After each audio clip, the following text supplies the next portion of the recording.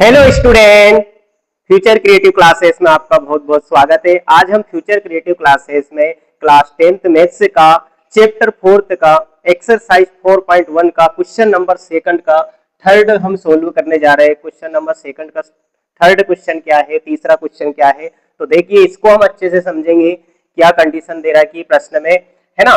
तो देखिए यहाँ पर क्वेश्चन जो है वो है रोहन की माँ उससे 26 वर्ष बड़ी है। रोहन की माँ उससे कितनी बड़ी है? 26 वर्ष बड़ी है। उनकी आयु यानी वर्षों में, उनकी आयु क्या है? वर्षों में का गुणनफल अब से 3 वर्ष पश्चात 360 गुना हो जाएगा। मतलब उनकी आयु का 3 वर्ष पश्चात गुणनफल जो है 360 हो जाएगा, है ना। तो हमें रोहन की वर्तमान आयु ज्ञात करना है। तो रोहन की वर्तमान आयु ज्ञात करना है और इसे हमें क्या है? द्विघात समीकरण के रूप में लिखना है। क्वेश्चन में ऐसा दिया है कि बस द्विघात समीकरण के रूप में, यानी कि x square plus b x plus c बराबर 0 के रूप में लिखना है ना। बराबर यानी कि इसको आगे सोल्व नहीं करना, बस इक्वेशन बना के वहीं पे रोक देना है ना। अगर क्वेश्चन में आपसे अगर ऐसा नहीं बोला जाए तो पूरा सोल्व हम कर सकते हैं, एक्स वाई जो भी रहते हैं, है ना। यानी रोहन की वर्तमान वास्तविक आयु क्या है वो भी हम ज्ञात कर सकते हैं। ठीक है, तो देखिए अभी हम इसको सोल्व करेंगे। सबसे पहले लिखते हैं हम हल। हल अब यहाँ पे जो ज्ञात करना उसको मान लेते हैं। तो रोहन की वर्तमान आयु हमें ज्ञात करना है, तो यहाँ पे लिखेंगे माना कि माना कि माना कि रोहन माना कि रोहन की वर्तमान आयु माना कि रोहन की वर्तमान आयु बराबर बराबर एक्स वर्ष है। रोहन की वर्तमान आयु हमने क्या मान लिया? एक्स वर्ष है ना। यानी प्रेजेंट में उसकी जो अभी आयु कितनी है मान लीजिए एक्स वर्ष है। अब हमने क्या किया, अब उसके बाद उसकी रोहन की माँ की आयु, तो रोहन की माँ क्या है? रोहन की माँ उससे 26 वर्ष बड़ी है। तो मान लीजिए वर्तमान में रोहन की आयु एक्स है, तो वर्तमान में रोहन की माँ की आयु कितनी होगी? एक्स प्लस 26, यानी उसकी आयु से 26 वर्ष बड़ी है ना। तो इतना हमें सोल्व करना है। तो देखिए, तो यहां लिखेंगे तब तब रोहन की तब रोहन की माँ की आयु तब रोहन की माँ की आयु तब रोहन की माँ की वर्तमान आयु वर्तमान आयु तो वर्तमान आयु क्या हो जाएगी? रोहन की माँ की वर्तमान आयु, है ना। तो मतलब जो वर्तमान आयु है उसमें 26 जोड़ देंगे हम, है ना। जुड़ जाएगा, बड़ी है तो जुड़ जाएगा, है ना। तो यहाँ पे हो जाएगा x प्लस 26 हो जाएगी, x प्लस 26 वर्ष, है ना। आयु है तो यहाँ पे वर्ष हम लिखेंगे। अब यहाँ पर क्या बोला उसने, प्रश्न में क्या बोला है देखिए, रोहन की माँ उससे 26 वर्ष बड़ी है ना। उनकी आयु वर्षों में का गुणनफल अब से 3 वर्ष पश्चात 360 गुना हो जाएगा। यानी कि 3 वर्ष पश्चात, अब से मतलब वर्तमान में जो आयु है, अब से 3 वर्ष पश्चात उनकी आयु का गुणनफल 360 हो जाएगा। तो 3 वर्ष पश्चात यानी 3 वर्ष बाद की आयु का गुणनफल हमें ज्ञात करना, तो 3 वर्ष पश्चात उनकी आयु हमें पता करना पड़ेगा, है ना। तो यहाँ पे लिखेंगे इसलिए 3 वर्ष पश्चात, तो दोनों की 3 वर्ष पश्चात की आयु निकालो पहले। तो 3 वर्ष पश्चात 3 वर्ष पश्चात 3 वर्ष पश्चात पश्चात या बाद में, है ना। 3 वर्ष पश्चात रोहन की आयु 3 वर्ष पश्चात रोहन की आयु 3 वर्ष पश्चात रोहन की आयु, तो रोहन की आयु 3 वर्ष पश्चात कितनी हो जाएगी? वर्तमान में एक से है ना। तो पश्चात है तो मतलब जुड़ जाएगा, बाद या पश्चात दे रखा तो उसमें जोड़ना है, और पूर्व या पहले दे रखा तो उसमें से घटाना है, जो भी बोले क्वेश्चन में। अब उसने 3 वर्ष बोला तो 3 वर्ष जुड़ जाएगा, है ना। तो यहाँ पे लिख देंगे 3 वर्ष पश्चात क्या हो जाएगी? एक्स प्लस 3 वर्ष होगी, ठीक है। अब उसके बाद, है ना, तथा रोहन की माँ की आयु क्या होगी तब? तथा 3 वर्ष पश्चात 3 वर्ष पश्चात 3 वर्ष पश्चात रोहन की माँ की आयु 3 वर्ष पश्चात रोहन की माँ की आयु 3 वर्ष पश्चात रोहन की माँ की आयु 3 वर्ष पश्चात रोहन की माँ की आयु 3 वर्ष पश्चात रोहन की माँ की आयु कितनी होगी? वर्तमान कितनी? x प्लस 26 वर्ष, तो इसमें भी क्या होगा? 3 जुड़ जाएगा। तो तो यहाँ पे हो जाएगा क्या, x प्लस 26 और 26 प्लस क्या हो जाएगा 3। इसको थोड़ा सा सोल्व कर लेते हैं हम आगे, तो कितना हो जाएगा x और प्लस x प्लस है ना 26 और 3 कितने हो जाएंगे 29 वर्ष है ना, तो ये इतना हो जाएगा। अब यहाँ पर क्या करेंगे, जो कंडीशन दे रहा है कि 3 वर्ष पश्चात उनकी आयु का गुणनफल कितना हो जाएगा 360 हो जाएगा है ना, तो यहाँ पे लिख देंगे प्रश्नानुसार, जो प्रश्नानुसार जो कंडीशन उसने बोली है ये हम यहाँ पे रिप्रेजेंट करेंगे है ना। तो क्वेश्चन के अनुसार क्या है, 3 वर्ष पश्चात की जो आयु है उनकी है ना, रोहन की और उसकी माँ की आयु का गुणनफल 360 हो जाएगा। तो देखिए, तो रोहन की आयु कितनी 3 वर्ष पश्चात, x प्लस 3, x प्लस 3 है रोहन की आयु, 3 वर्ष बाद रोहन की आयु कितनी x प्लस 3, और गुणनफल है तो गुणा करेंगे, और उसकी माँ की आयु क्या है 3 वर्ष पश्चात, x प्लस 29, x प्लस 29, और बराबर कितना होता है गुणनफल, इनका गुणा करते हैं उनकी आयु का आपस में, तो कितना प्राप्त होता है 360 प्राप्त होता है ना। तो ये हमने क्वेश्चन के अनुसार लिख दिया। अब यहाँ पर देखिए क्या करेंगे हम, अब ये इनटू है तो गुणा कर देंगे इनका, तो सबसे पहले x का इन दोनों में गुणा करो, x का x में गुणा करेंगे तो आधार समान होने पर गुणा में घातें जुड़ जाती है ना, तो x की घात कितनी हो जाएगी 2 हो जाएगी, यहाँ पे भी 1 है और यहाँ पे भी 1 है, इसलिए x स्क्वायर हो जाएगा। फिर देखिए प्लस का प्लस में प्लस, और x का गुणा 29 में करेंगे कितना हो जाएगा 29x हो जाएगा। अब x का दोनों में कर दिया, अब इसी प्रकार हम 3 का करेंगे, तो प्लस का प्लस में प्लस और 3 का x में करेंगे कितना हो जाएगा 3x हो जाएगा। फिर प्लस का प्लस में प्लस और 3 का 29 में करो तो कितना हो जाएगा, अब 29 का मान लीजिए आपको पहाड़ा नहीं आते तो गुणा करके दे, एक एक अंक कर लो, कितना हो जाएगा 9 3 27 की 7 हासिल आया 2, देखो 3 का गुणा 9 में 9 3 27 7 हासिल आया 2, फिर 3 दूने 6 और 2 कितने हो जाएंगे, 3 दूने 6 और 2 कितने हो जाएंगे 8, यानी कि 29 दिया कितने हो जाएंगे 87। ठीक है, अब 29 का गुणा हो गया 3 में, 3 का गुणा x में कर दिया, 3 का 29 में कर दिया। अब 360 को इधर पक्षांतर कर देते हैं, तो देखो ये प्लस का है तो माइनस का हो जाएगा 360 हो जाएगा है ना, 360, तो बराबर क्या बचेगा 0। अब इसका इधर हमने पक्षांतर कर दिया तो बराबर क्या बचेगा 0 बचेगा है ना। अब देखिए यहाँ पर ये x स्क्वायर तो ऐसा कैसे ही, अब ये देखो 3 29x प्लस का और ये 3x प्लस का, तो कितना हो जाएगा ये है ना, 29 और 3 कितना हो जाएगा 32x हो जाएगा है ना, 32x, और अब इसको घटा दो, ये माइनस का और ये प्लस का घटेगा है ना, तो क्या हो जाएगा 10 में से 7 गए तो कितना बचेगा, बड़ी संख्या माइनस की तो माइनस का बचेगा, तो हम पहले माइनस लगा लेते हैं। ठीक है, तो 10 में से 7 गए तो कितना बचेगा 3 बचा।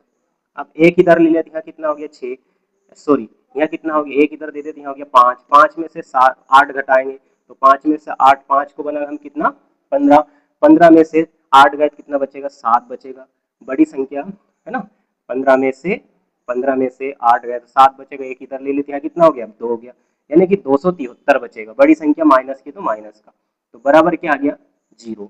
ठीक है, अब आगे ये हल नहीं हो पा रहा है ना, इसमें अगर किसी भी संख्या का अगर भाग जाता तो हम भाग दे सकते हैं, लेकिन किसी भी संख्या का भाग नहीं जा रहा, अब आगे सोल्व नहीं हो पा रहा है। ठीक है, तो क्या होगा, यही अभिष्ट द्विघात समीकरण होगा। अगर क्वेश्चन में वो ऐसा बोलता है ना, अगर ऐसा नहीं बोला जाता कि इसको द्विघात समीकरण के रूप में लिखिए या फिर गणितीय रूप में लिखिए, अगर ऐसा नहीं बोला जाता तो हम इसको आगे सोल्व करते और वास्तविक जो वैल्यू है x की वो लेके आते हम है ना। वास्तविक वैल्यू ज्ञात करने के लिए हम इसको गुणनखंड विधि से या फिर श्रीधराचार्य विधि से हम सोल्व कर सकते हैं है ना। तो अभी हम क्या है, बस द्विघात समीकरण के रूप में, तो देखो चर की अधिकतम घात क्या इसमें 2 है, तो ये द्विघात समीकरण के रूप में आ चुका है, तो अब आगे सोल्व करने की हमें आवश्यकता नहीं, तो यहाँ लिख देंगे अतः यही अभिष्ट द्विघात समीकरण है, अभिष्ट द्विघात समीकरण है, अतः यही अभिष्ट द्विघात समीकरण है ना। तो यही क्या हो जाएगा आंसर। ठीक है, तो इस प्रकार से सोल्व करना आपको है ना। ये क्वेश्चन अब इसका क्या है, फोर्थ हम देख रहे हैं, सेकंड का फोर्थ। एक रेलगाड़ी 480 किलोमीटर की दूरी समान चाल से तय करती है, यदि इसकी चाल 8 किलोमीटर कम होती है तो वहां उसी दूरी को तय करने में 3 घंटे अधिक लेती। मतलब उसकी चाल में 8 किलोमीटर प्रति घंटा की हम कमी कर देते हैं तो वह 3 घंटे अधिक लेती, पहले जो समय होता है उससे अधिक लेगी। तो हमें रेलगाड़ी की चाल ज्ञात करनी है, तो उस रेलगाड़ी की हमें चाल क्या है ना, चाल ज्ञात करना मीन्स, ठीक है। तो यहाँ पर जो हमें ज्ञात करना वो मान लेते हैं हम हल, है ना। तो जो ज्ञात करना हम मान लेते हैं, तो क्या है ज्ञात करना हमें रेलगाड़ी की चाल। तो यहाँ पे लिखेंगे माना की रेलगाड़ी की चाल, रेलगाड़ी माना की रेलगाड़ी की चाल, माना कि रेलगाड़ी की चाल बराबर x किलोमीटर पर ओवर है, x किलोमीटर प्रति घंटा है, ऐसे हमने मान लिया। माना कि रेलगाड़ी की चाल x किलोमीटर पर ओवर है या प्रति घंटा है, ऐसे हमने मान लिया, ठीक है। तथा यहाँ पर क्या रेलगाड़ी 480 किलोमीटर की दूरी है ना, तथा यहाँ पे तय दूरी कितनी है, तथा रेलगाड़ी द्वारा तय दूरी कितनी है, रेलगाड़ी द्वारा तय दूरी बराबर कितनी है, तय दूरी है 480 किलोमीटर। 480 किलोमीटर की दूरी तय करती है। जब उसकी चाल इतनी होती है x किलोमीटर प्रति घंटा, तब इतनी दूरी तय करती है। तो यहाँ पे क्या है, जब उसकी चाल को 8 किलोमीटर प्रति घंटा कम कर दिया जाता है तो वह 3 घंटे अधिक लेती है। तो इस समय से, तो यानी कि समय ज्ञात करना पड़ेगा, है ना। तो यहाँ पे लिखेंगे तब रेलगाड़ी द्वारा लिया गया समय, है ना। तो यहाँ पे लिखेंगे तब रेलगाड़ी द्वारा लिया गया समय, रेलगाड़ी द्वारा लिया गया समय, यानी 480 किलोमीटर की दूरी तय करने में लगा समय, तब रेलगाड़ी द्वारा लिया गया समय, ऐसा हमने लिख दिया, है ना। तो समय, अब समय का सूत्र मान लीजिए नहीं याद है, लेकिन हमें चाल का सूत्र याद है। चाल बराबर क्या होता है, दूरी बटे समय। इससे बना लेते हैं हम, चाल बराबर क्या होता है, चाल बराबर होता है दूरी बटे समय। चाल बराबर क्या होता है, दूरी बटे समय। अब इससे हम फॉर्मूला समय का निकाल लेते हैं। तो समय बराबर क्या हो जाएगा, समय बराबर हो जाएगा, ये इंटू हो जाएगा, तिरिया गुना करेंगे तो, है ना। तो क्या हो जाएगा, समय बराबर हो जाएगा दूरी बटे चाल, समय बराबर हो जाएगा दूरी बटे चाल, है ना। अब इसमें मान रख देते, दूरी कितनी है 480 किलोमीटर और चाल कितनी है x किलोमीटर, तो ये हो जाएगा। अब ये समय घंटे में चल रहा है यहाँ पे, है ना, तो यहाँ पे लिख देंगे h, है ना, पर ओवर। आया समझ में, यानी कि जब उसकी चाल x किलोमीटर होती है और दूरी इतनी होती है तब इतना समय लिया जाता है। इसको समीकरण हम 1 दे देंगे, ठीक है। अब दूसरी कंडीशन यहाँ पे लिखेंगे, प्रश्नानुसार इसकी चाल 8 किलोमीटर कम होती है ना। जब इसकी चाल क्या कर दी जाए, 8 किलोमीटर कम कर दी जाए, है ना, तब वो पहले वाली चाल से 3 घंटे कम समय लेती, तब वह उसी दूरी को तय करने में 3 घंटे अधिक समय लेती है ना, उसी दूरी को तय करने में अधिक समय लेगी, है ना। तो यहाँ पे लिखेंगे जो कि चाल को रेलगाड़ी की चाल में ऐसा लिखो, रेलगाड़ी की चाल, रेलगाड़ी की चाल 8 किलोमीटर पर ओवर कम होने पर समय, है ना। रेलगाड़ी की चाल 8 किलोमीटर पर ओवर कम होने पर समय निकालना है ना, क्योंकि समय की बात की जा रही है इसलिए, है ना। तब समय क्या होगा, होने पर समय। तो समय का सूत्र वही, समय बराबर क्या होता है, दूरी बटे चाल, है ना। समय का सूत्र लगा देंगे हम, दूरी बटे चाल, दूरी बटे चाल, यहाँ भी लिख दिया हमने सूत्र, ठीक है। ये फॉर्मूला होता है ना, समय बराबर दूरी बटे चाल। तो दूरी कितनी वही रहेगी 480 किलोमीटर, चाल कितनी हो जाएगी, अब चाल, है ना, तो यहाँ पर रेलगाड़ी की चाल 8 किलोमीटर प्रति घंटा कम कर दी, है ना, तब चाल कितनी होगी इसकी, तब एक नई चाल प्राप्त होगी, है ना। तब नई चाल,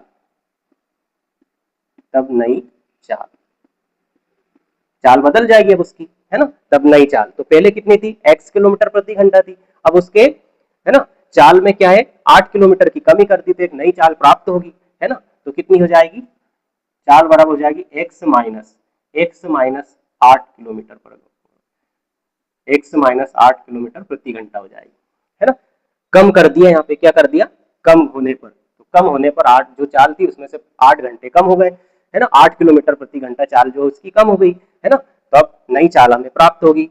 तब समय, है ना, तब समय क्या होगा, तब समय तब समय बराबर होगा दूरी बटे चाल।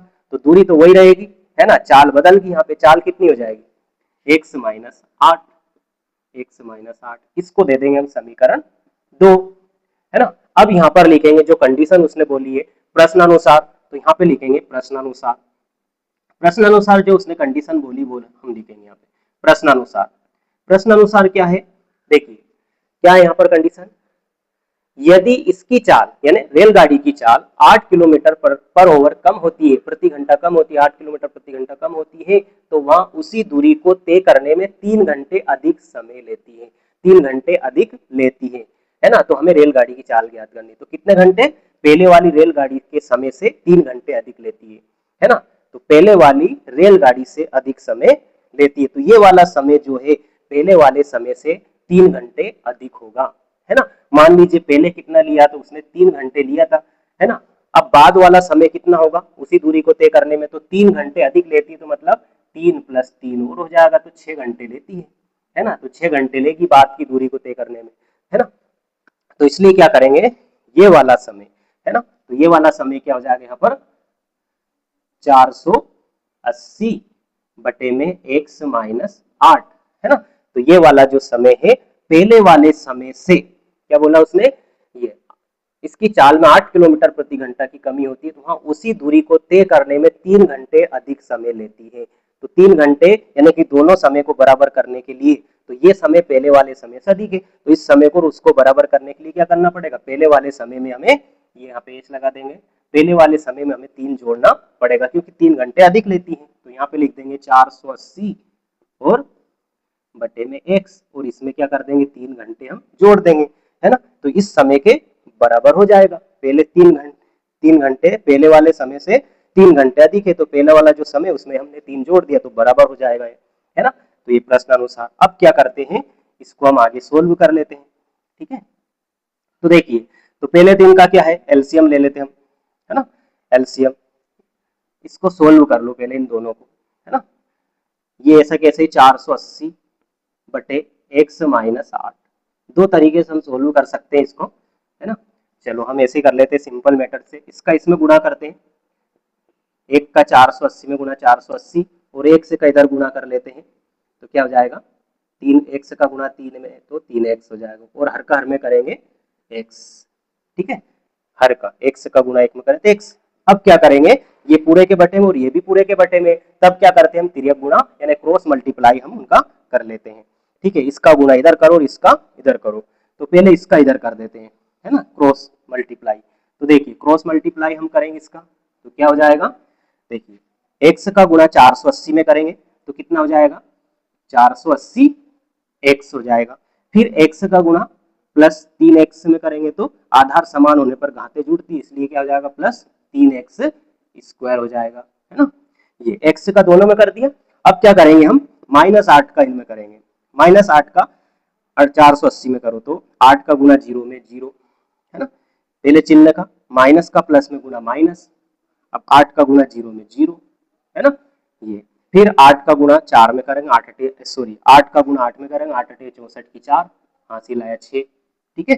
फिर 8 का गुणा 4 में 8 चुका 32, 32 और 6 कितना हो जाएगा 38, 32 और 6 कितना हो जाएगा 38, है ना। तो ये हो गया।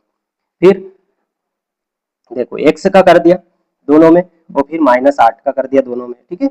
अब क्या हो जाएगा, बराबर का चिन्ह लगेगा, ये बराबर का चिन्ह, एक कोई मिस्टेक हुई क्या, हुई, ठीक है, हमसे कुछ गलती हो गई है। देखो माइनस x का करा ये आया, फिर x का इसमें करा तो ये हो गया, है ना, फिर माइनस 8 का इसमें करेंगे तो ये आया, ठीक है। फिर माइनस 8 का 3 में भी तो होगा, माइनस का प्लस में गुणा माइनस, है ना, और 8 का 3 में 8 दिया 24x हो जाएगा, ठीक है। और बराबर क्या हो जाएगा बराबर यहाँ पे चल रहा है क्या, अब बराबर में इसका गुणा इसमें कर देंगे, ठीक है, इसका इधर कर दिया और इसका इधर, है ना, तो x का गुणा 480 में करेंगे कितना हो जाएगा 480x। अब ये कैसा आया, सिंस बाय क्रॉस मल्टीप्लाई यानी कि तिर्यक गुणा से, तो क्या लिख दोगे यहाँ पे, क्योंकि तिर्यक गुणा से क्रॉस मल्टीप्लाई, तिर्यक गुणा करने पर, है ना, तिर्यक गुणा से या तिर्यक गुणा करने पर, इस हमने लिख दिया। अब देखिए, अब हमने गुणा कर लिया, अब यहाँ देखो बराबर का चिन्ह है और बराबर में संख्या है और उनके समान संख्या है, चिन्ह भी समान है, तब क्या आ जाती है, वो कट जाती है। तो 480 प्लस का इधर बराबर की इधर भी 480 प्लस का, क्योंकि पक्षांतर करेंगे तो ये माइनस का हो जाएगा, फिर कट जाएंगे, इसलिए क्या है डायरेक्ट हम इसको काट देते हैं यहाँ पर, है ना। अब क्या करें, अब देखिए, अब जो बचा उसको लिख लेते हैं। तो यहाँ पर क्या बचा देखो, 3x² और x को इनको घटते क्रम में लिख लेते हैं, है ना। तो ये माइनस का 24x ऐसा कैसे, ये है ना, ये x 24x है और फिर माइनस का 3840 ऐसा कैसे, और कुछ संख्या तो नहीं है, 1 2 3, ये 1 2 3 संख्या है और इधर क्या बचा बराबर में 0, ठीक है। अब क्या करेंगे, अब ये देखेंगे क्या पूरे समीकरण में किसी भी संख्या का भाग जा रहा है क्या, अगर किसी भी संख्या का इसमें भाग जा रहा है तो भाग दे देंगे, है ना। तो देखते हैं भाग जा रहा है क्या, तो देखिए भाग जा रहा है इसमें 3 का, है ना, देखो 3 एकम 3, x² बचा, 3 8 24, है ना, 3 8 24x, फिर माइनस, है ना, यहाँ 3 एकम 3 और 3 दूने 6 बचा, कितना बचा यहाँ पे 3 दून 6 तो 2 बचा, 2 और 3, है ना, 3 8 24 और 0 बराबर ये 0 हो जाएगा, है ना, 3 8 24 और ये 0 बचा, ऐसे कैसे, है ना। तो अब आगे सोल्व नहीं हो रहा है, तो यही क्या हो जाएगा द्विघात समीकरण, यानी कि किसके रूप में ax² plus bx plus c बराबर 0, तो यही क्या हो जाएगा इसका गणितीय रूप या फिर द्विघाती रूप हो जाएगा। तो यहाँ पे लिख देंगे अतः यही अभिष्ट द्विघात समीकरण, अतः यही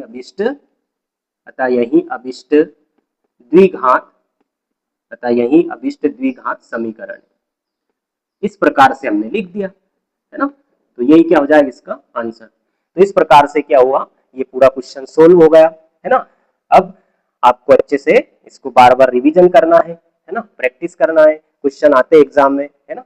अब देखिए, तो हमने क्या है ये 4.1 पूरा जो एक्सरसाइज था वो कंप्लीट हो गया है, इसमें 4th क्वेश्चन थे सेकंड में, तो पूरे ये क्वेश्चन हमने इसके सोल्व करिए, एक एक क्वेश्चन जो आपका मैंने इसमें सोल्व करके बताया है, तो अच्छे से समझना है और अच्छे से पढ़ना है, तैयारी करना और अच्छे अंक लाना एग्जाम में, ठीक है। Okay my dear student.